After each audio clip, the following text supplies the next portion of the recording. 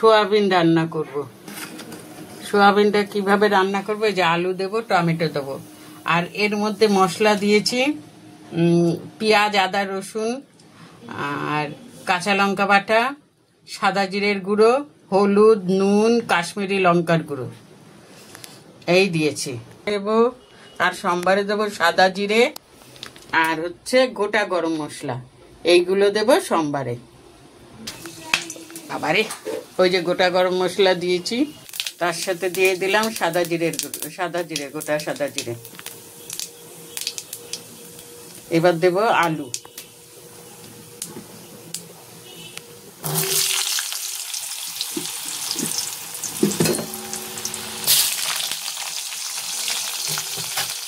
আলু আমি খুব একটা বেশি দেইনি, কেননা একটা আলুতে যা হয়েছে তাই দিয়েছি, 8 পিস আলু। তা আলুটা ভাজা ভাজা হোক।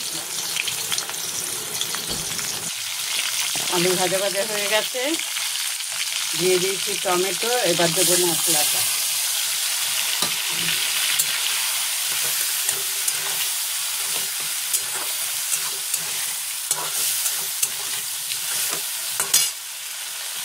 কলের নিচে গিয়ে চৈটকে সোয়াবিনগুলোকে দিয়েছি, ধুয়ে এনে রেখেছি। মশলাটা কষা কষা ভালো মতো হবে, তারপরে সোয়াবিন দিয়ে কষিয়ে জল দেবো।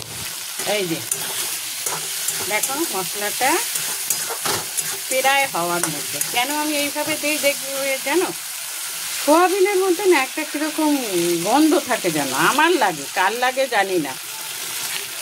তাই আমি ভালো করে মশলাটা কষাই, আবার সোয়াবিন দিয়ে আবার কষাই, তাহলে সেই গন্ধটা থাকে না।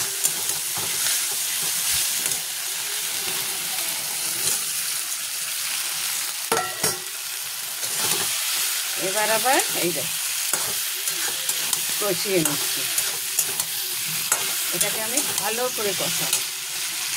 এই দেখো সোয়াবিনটার মধ্যে আমি গোটা গরম মশলা দিয়েছি, আবার আমি গুঁড়ো গরম মশলাও দেবো, তার কারণ সোয়াবিনে একটা গন্ধ লাগে, ওই জন্য আমি একটু গরম মশলাটা বেশি দিই। এই দেখো এবার এটাতে আমি জল দেবো। অনেকক্ষণ কষিয়েছি। একটু তেল বেশি দিলে না দেখবে একটা জিনিস খেয়াল করে, যে কোনো তরকারিতে তেল বেশি দেবে তলায় লাগবে না, তেল বেশি দেবে না তরকারিটা দেখতে রুঠা রুঠাও হয় আর তলায় লেগে যায়। তাহলে আমি এই যে জল দিয়ে দিচ্ছি। জল খুব বেশি দেব না, এটা একদম কষা কষা করব।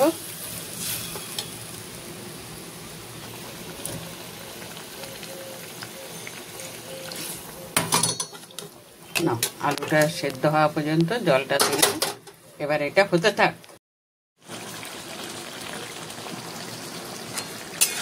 এই দেখো বন্ধুরা, সোয়াবিনটা হয়ে গেছে, এবার এটা নামাবো। সোয়াবিনটা দারুণ টেস্টি হয়েছে, খুব ভালো হয়েছে।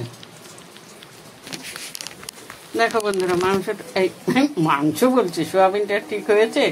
তবে একটা কথা বলি, সোয়াবিনটা খেতে খুব ভালো হয়েছে, দারুণ হয়েছে। তোমরা করে খেয়ে দেখো এইভাবে।